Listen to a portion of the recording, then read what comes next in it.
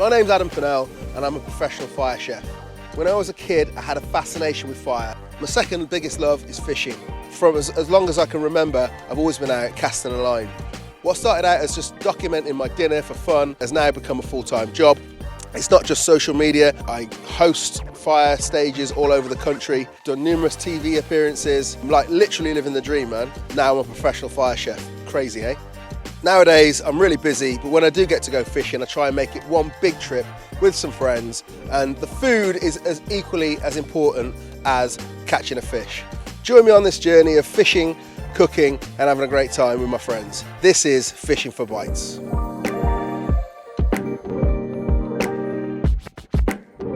Right, so I'm like 10 minutes outside of Padstow in Cornwall on a bit of a mission down here to catch a bluefin tuna. It's a conservation program, so it's all tag and release. There's just 14 boats that were granted a license. I think it's 14. Dan on Sowenna is one of them. Now, I went out with him last year on the very first day of the season that you could legally fish for them, and we blanked. We've got 2 days going at it, so fingers crossed me or one of the lads are gonna nail one. I can't wait, man. I'm glad you're on this journey with me. Cross your fingers and toes that we get one, eh?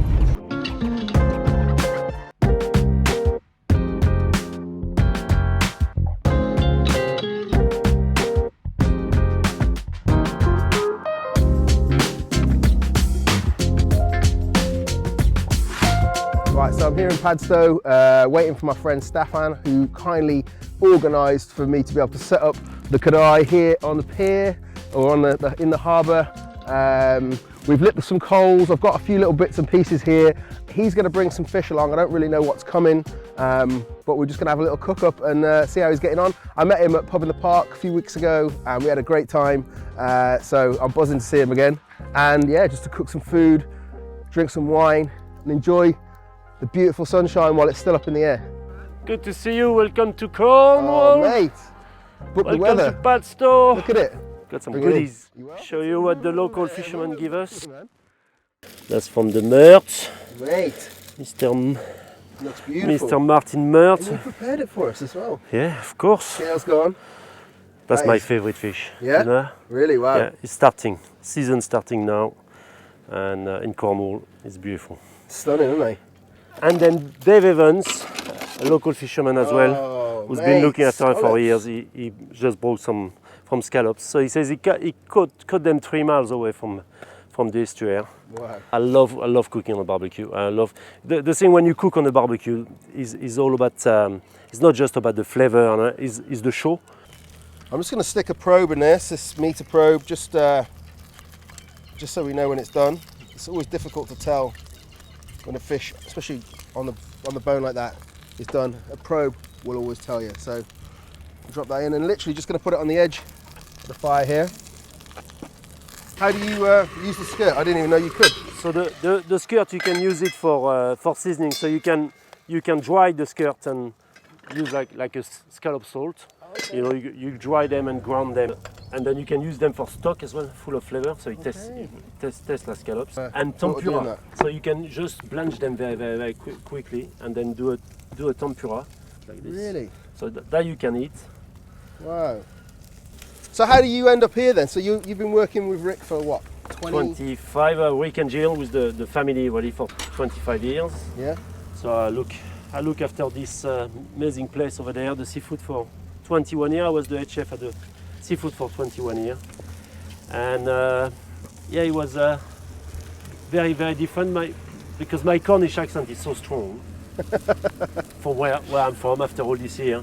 So when I came 25 years dealing with the local fishermen, so now I know all the lovely local fishermen. Okay.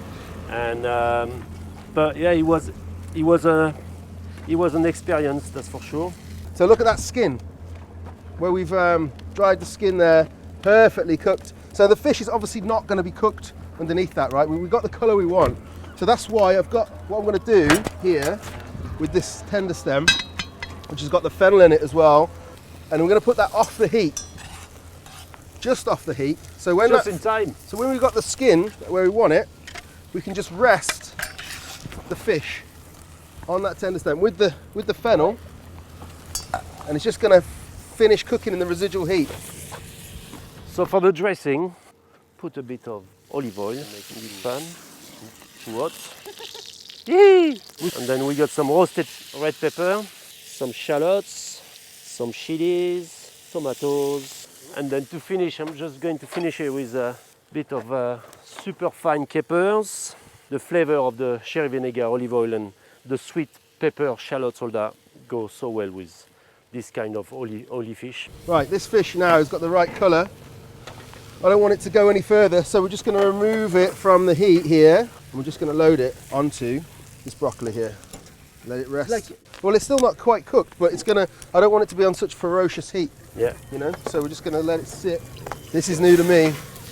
This is the French way, yeah? Yeah, that's why I leave the muscle attached to the sorry, to the shell. I took it away.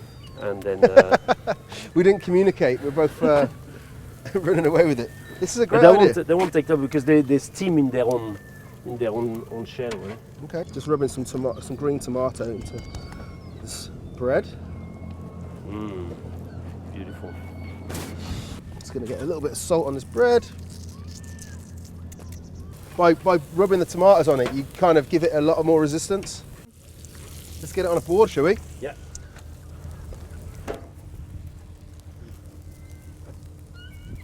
That look amazing. Doesn't it? Boom. Right. Lovely. Okay. Shall we move all down there? Some bread up here.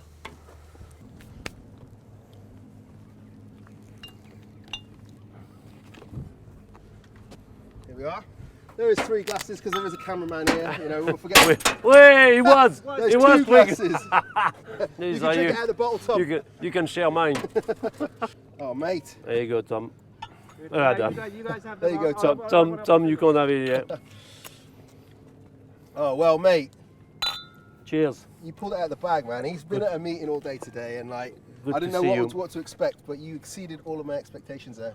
Tom, It's a good elf, man. you will like that. They look incredible. Dave Evans, thank you very much, Monsieur Dave. Is it criminal just to eat it in one? No. Please do. Oh my lord. Work well, no? I mean, I'm going to use my French it's not often. French fork. It's not often you eat them when they've been out the sea on the same day. Unbelievable, right? You know, you can see the skin's cooked perfectly, but you know, if in doubt, use a probe because you see inside there. Look how juicy that is. Just perfectly cooked every time. Yeah, that's the thing. When you cook fish on the barbecue and when you cook fish in the kitchen, it's a bit different. Of course. Because barbecue, if you put salt first, it's going to make it sweat. Yeah. And then the skin's going to stick to the barbecue. So, yeah. Oh man. That's the best fish, no? Unreal. It's very similar to mackerel, isn't it? Yeah. Quite oily. Bit sweeter. Thank you. Happy days. Bon appétit. How amazing is Stefan? What a dude he is.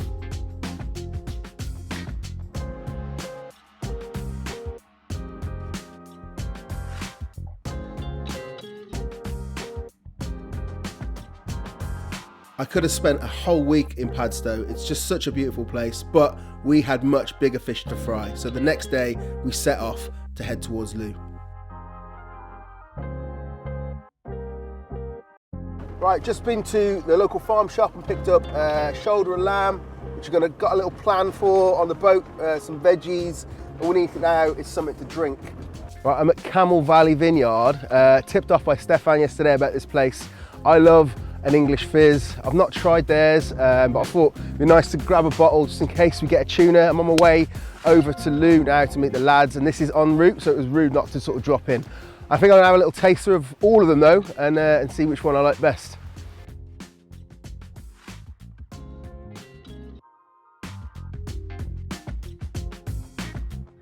Right, Sam, thanks for having me. Oh, you're welcome. Really appreciate it. This is beautiful to see, amazing place. How did you get to be doing this? Well, I was very fortunate. I was very fortunate that my parents planted the vineyard. Okay, right. Back in 1989. So when I was 13, they planted the vines, and my job in the summer was putting the canes out to support the vines.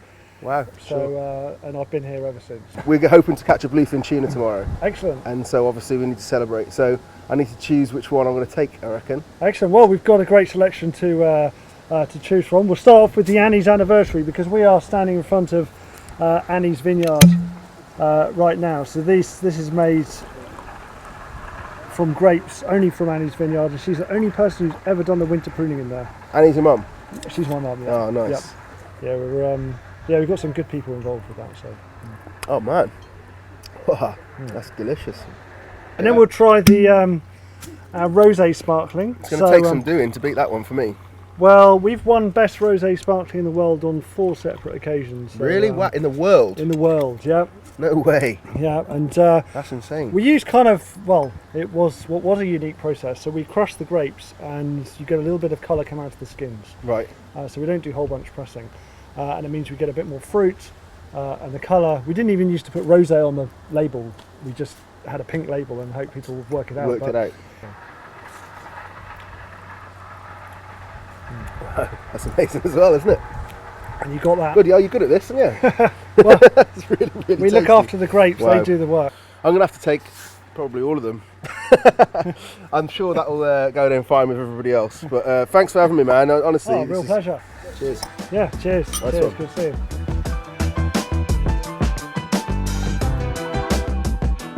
Right, got all of our food, all the ingredients, got some lovely wine all sorted. So now I'm just going to head over to the campsite. The lads are all there already.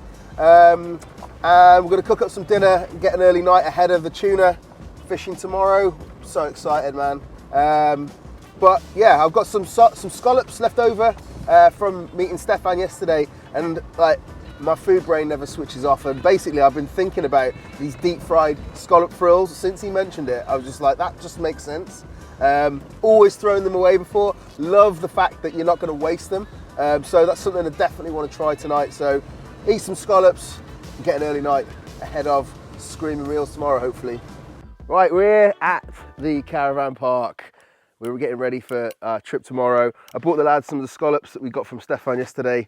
I'm going to cook them slightly differently to him. So just Di very kindly and James both brought me some chilies. So we've got some chilies in there, a little bit of oil and just some spring onion for now. I made up some miso butter, got some limes, and then we're going to try these deep fried frills as well. I put the rapeseed oil in there. That's going to sort of stop that butter from burning. And also miso is quite delicate, so I'm only going to add that right in at the last minute because you're just going to sort of take away all the flavour. You know, if you put it in too soon, it's not really going to have that kind of umami, delicious sort of marmitey flavour that we're looking for.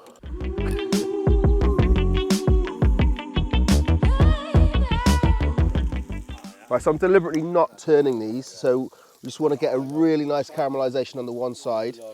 Just before we turn them, we're going to put the miso butter in, and basically it'll come straight off the grill then, and they can just sit and they'll cook in the residual heat. Because if you sear both sides, you're going to overcook the scallop. So I just like to cook them real hard on the one side, and then just, as I say, turn them over and leave them. I learned that from Nathan Davis. Thanks, Nath. It was an amazing tip, and it's the only way I do it now.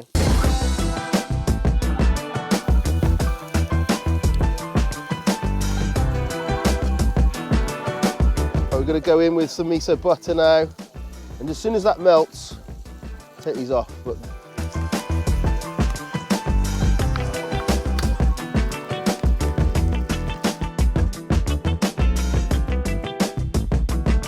right then, let's see what these frills are all about. He did say, I've got a bit of grass in there, sack that off. He did say to use tempura. I've just literally dusted them in some flour and a few sesame seeds.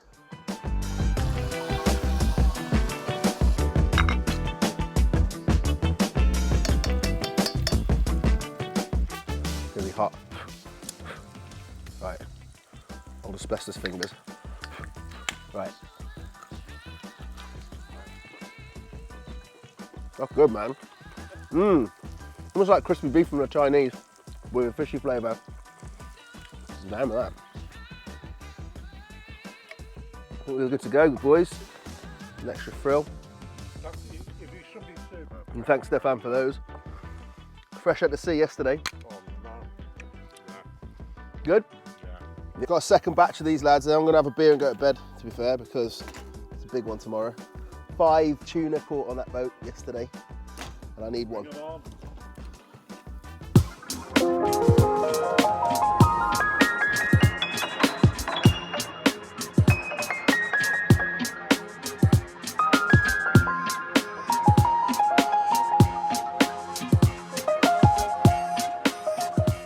So once all the gear was loaded onto the boat, we headed out in the early morning. One of the first things to do was to establish who's going to be on the rods first. There's 4 rods out and 6 anglers here. So we drew numbers to see who would go first. Obviously I drew second. So Andy got in the harness and given a little tutorial on how to handle these massive fish from Dickie. He's been crewing on marlin ships for 25 years.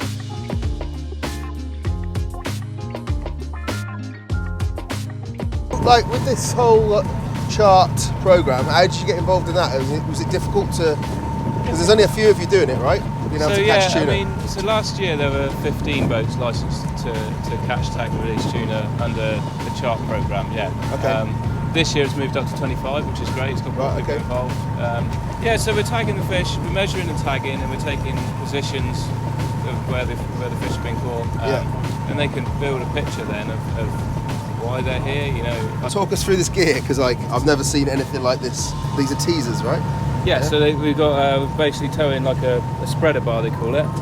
This is a 4-foot one. We tow some smaller ones, 3-foot bars, but this tends to work pretty well for the fish that we've got here. We found 13-inch squids. We've got birds on the front to create a bit of splash. Okay. So yeah, we've got the teasers down the outside, two lines of teasers. Yeah. And then what we've got is what we call a centre line, which is the heavy, like a 500-pound line, down through the centre, and then it goes down to what we call a stinger at the end. This one here. That's the one. Yeah. So you can use a plastic squid stinger. Yeah. But we've been using these dead bait stingers. They've been working pretty well. So that's just a mackerel with a big hook in it, basically. Yeah, basically it's just a mackerel, which is what they're feeding on. Yeah. So I mean that looks obviously natural to them. So this one's quite a bit behind the rest of these guys. So it's almost this one hangs back about 6 or 8 feet behind this sort of spread of gear. Yeah. So ace, man, let's get it out. That's the idea, let's get it over to it.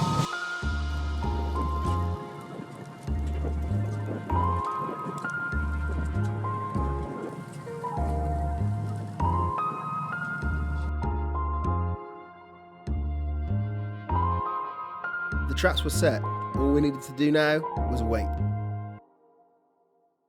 So James, number 1 in the saddle, we're hooked up. He's been pumping for about 10 minutes. He was complaining about how hungover he was, so it's fucking hilarious. Like literally 2 minutes ago. I was like, you all right, mate? You haven't said much. And now he's got potentially a 400-500 pound fucking tuna pulling him about all over the place. It's amazing. The look on James's face shows just how hard these fish pull you around.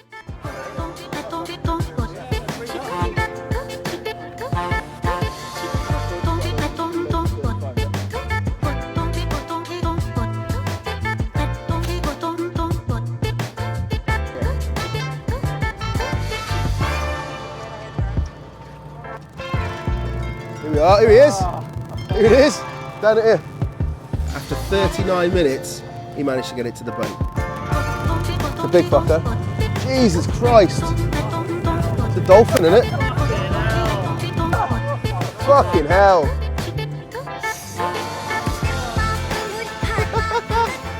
Yeah, boy! Mission accomplished. One absolutely incredible creature.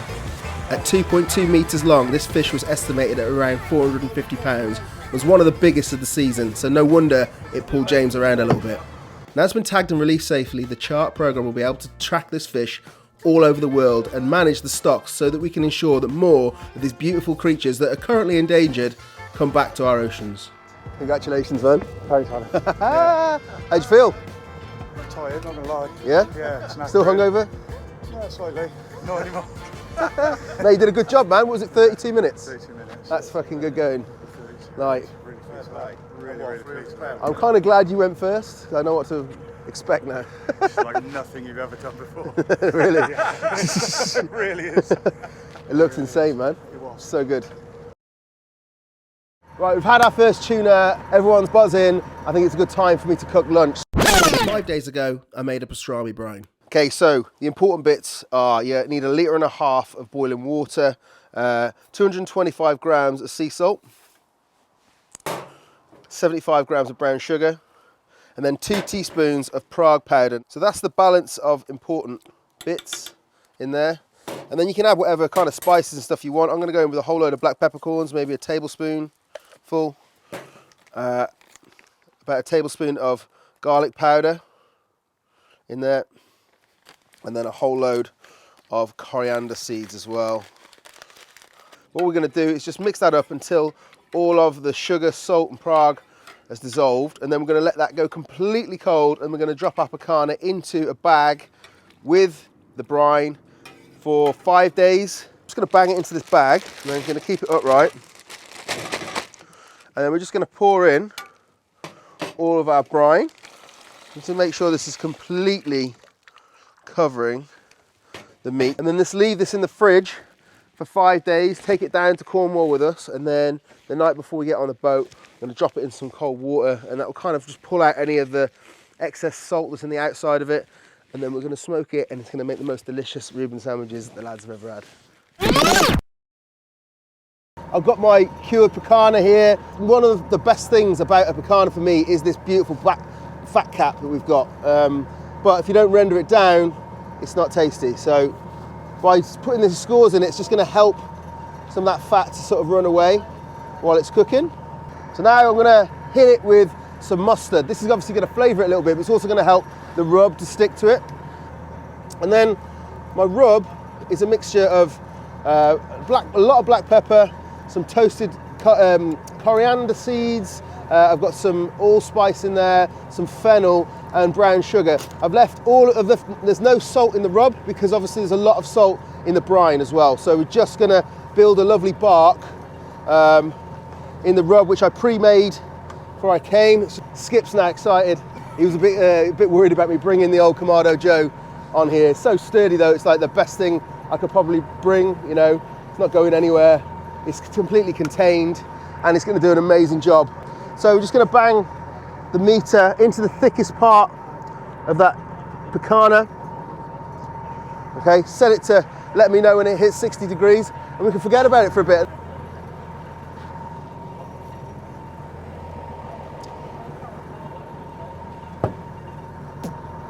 Right, so going for beef. It's a steak pecana. We're gonna go for medium well, yeah, so that should kind of make it sort of finish, kind of like a ham. We've got to get out of our heads the idea of eating this medium rare, I think, because obviously it's been cured. So that'll do, start to cook. Let's turn up the sound and here we go. So internal temperature 7. Dometics kept it nice and cool for us. Happy days, man. Right, so we've had a lull of activity since the last fish, but we've just seen a whole load of birds smashing onto the water and below it, loads of tuna going bananas, and we're just about to go over them now.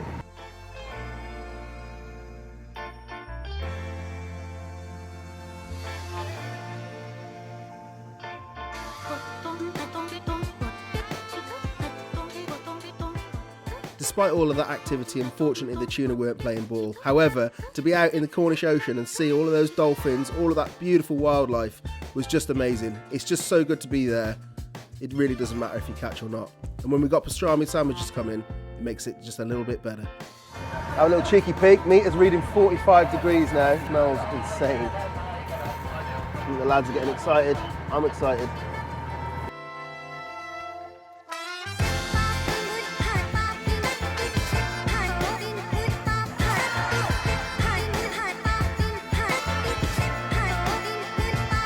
Right, I took the executive decision to drop the internal temperature down to 60, which we've hit now. So we're going to remove it from the heat, and then the meter will let us know how long it's got to rest.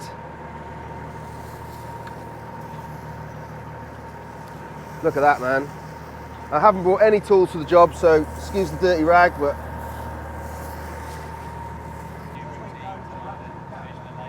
five minutes before I'm due on the rods, and meter says this is ready to slice. So there we go. Always important to cut across the grain, so you see the grains running that way. We should get really nice sort of tender slices. I don't know what to expect here. Oh, look at that. Cure's obviously worked its magic. Oh my God. The juices are running out of it. It's like Billy Bear ham when you're a kid. Remember that shit? Cure's not gone all the way through, but the flavour's insane. I think that probably needs another day or two in that brine and it'll be pink all the way. A few little taster bits.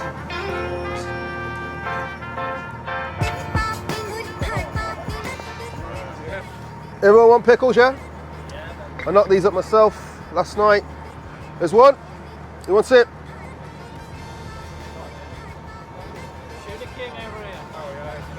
Oh yeah, you better have the first one, hasn't he? Thank you very much. It's all right.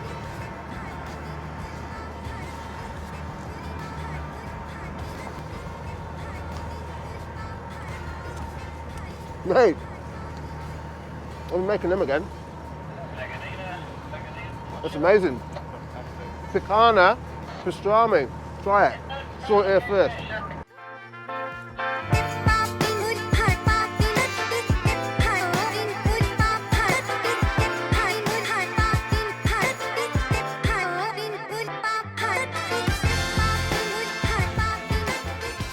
Despite our best efforts, one tuna was all we could manage on the first day, so we headed back into port for a few beers.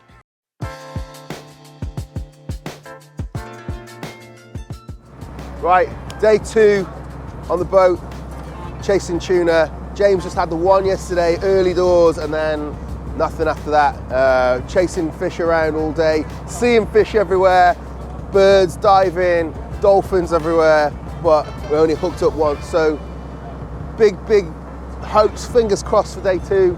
I'm first up on the rods today with Josh, and we had a morning fish yesterday, so I'm super hopeful.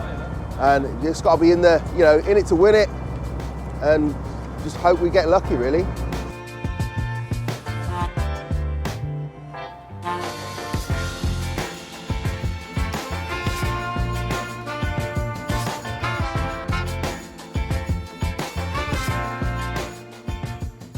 Despite my high hopes for an early morning fish whilst I was on the rods, my time was up, so I turned my attention to making lunch.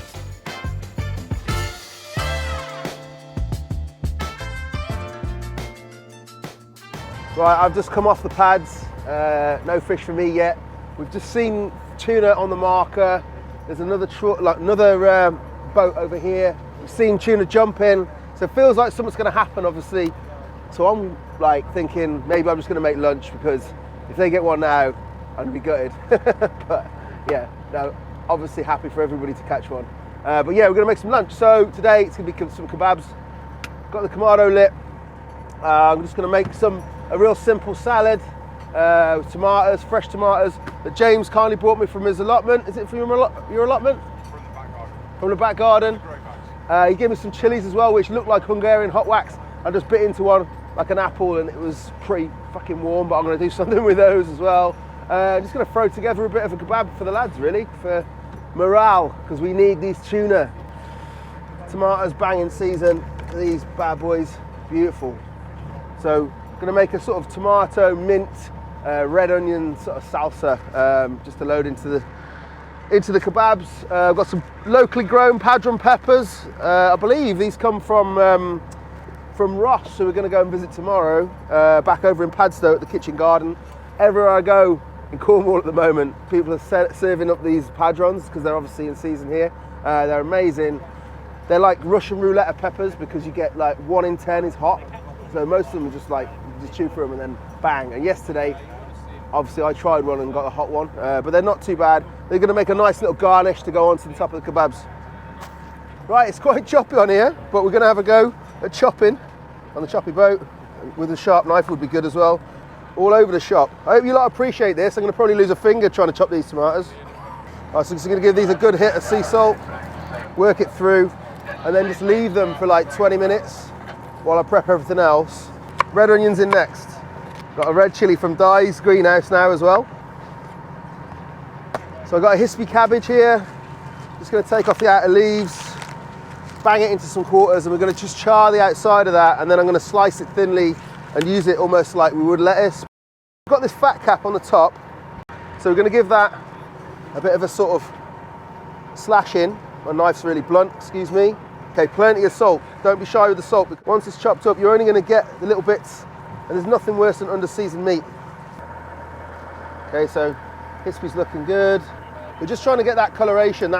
That's going to bring a whole load of flavour to this kebab. Doing this over an open fire would be really, really difficult, because you're going to kind of get flare-ups and stuff. But because we're doing it in this Kamado with the lid, we can control that heat.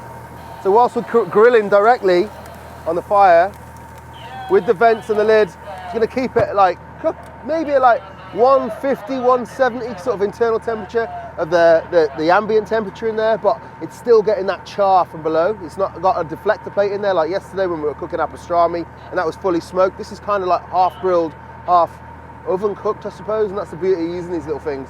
And of course, on this rocky boat, it hasn't rolled over. I think Dan was pretty worried about it, but this lives in the back of my van pretty much all the time, and it's never once gone over, because they're 35 kilos, so you know, it's a heavy bit of kit, but it's a good bit of kit. I love it, man. So good for things like this. It's been on so many boats with me. It's my little boat buddy. We've drained off the water from the salsa. Just going to add some fresh herbs. We've got some fresh mint here. Just going to really roughly chop it. Same with this coriander. Bit of coloration on that, just from the smoke. But the underside is what we're interested in. Look at that colour. That is beautiful. Still nice and tender. I can see just from the wobble that it's not nowhere near overcooked yet. We're getting those nice bits of charred kind of bits that I talked about, the fat's rendering. I'm really, really happy with that. Beautiful bit of colour on that now. We're running it quite hot. Maybe a few more minutes, but we're nearly there. It's ready to come off. And obviously we need to give it the rest it deserves. It smells absolutely unreal. I'm just going to finish off the rest of it now. So we're going to go in with the lemons. Said I put a bit of pepper on, so you're a man of my word. As I say, I think there's going to be enough going on in this salad though. Nice bit of coloration there. As I say, you can see that's all the natural sugars just caramelised. Completely transforms the lemon. We get loads more juice out of it. So it's off with the lemons and on with these beautiful padron peppers. Spread them out on the grill. So we're going to pull together the yogurt now, some natural yogurt. Juice of half a lemon. Dyed gribble, Tabasco, grabasco, you see what he did there. But it's really good, man. He made his own chili sauce. We don't want too much of that. And it's got a hell of a kick, man. It's made with the real Tabasco chilies, but for some reason it's hot. And then, funnily enough, we're going to put in a little bit of dried oregano as well. In there.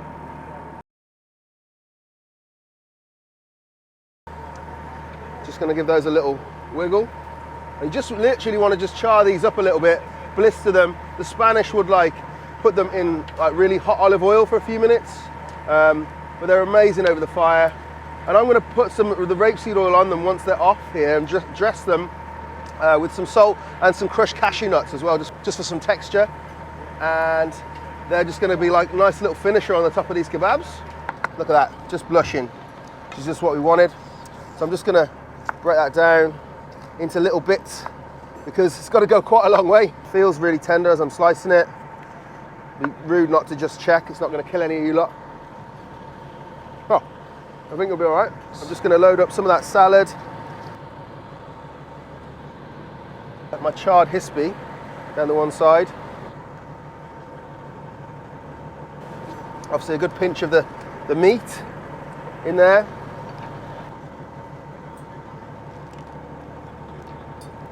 Good drizzle of the sauce. A couple of padrons on top. And hopefully that will make up for the lack of tuna, lads. Yeah? I better try it. Right, I'll just serve people as I go now.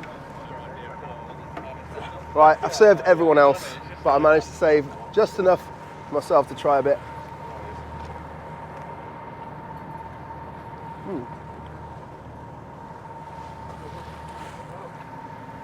That's good.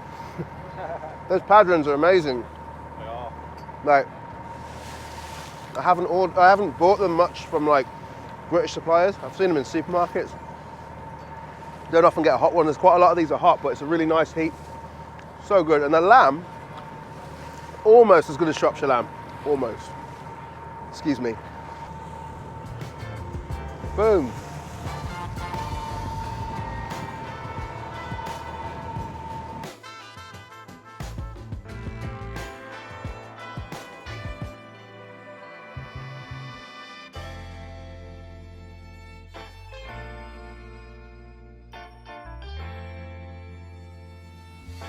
That was another hard day at sea, and unfortunately there were no more fish showing today, but that's why we call it fishing and not catching, and I've certainly got a bee in my bonnet to catch one of these creatures now.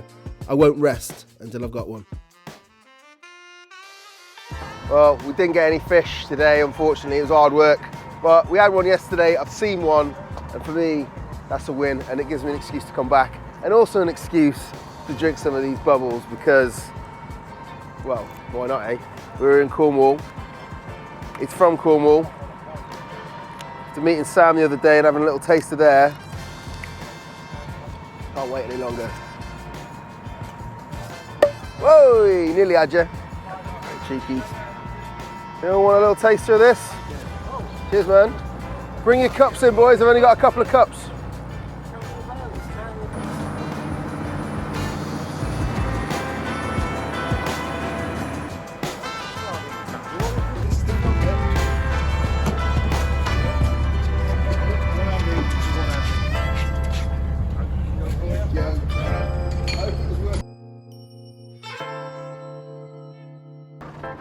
What an amazing time we've had here in Cornwall. Pretty much on my way home now. Slightly disappointed I didn't catch a bluefin myself, but to see one was just insane, and it's just given me an appetite to come back and have more. Talking of appetite, obviously we've been here. Part of the reason we're here is to cook and to eat, and some of the star of the show has been the vegetables, and so like Ross over at Padstow Kitchen Garden has been talked about by everybody, and so I need to go and see his setup, so we're on our way there before we go home.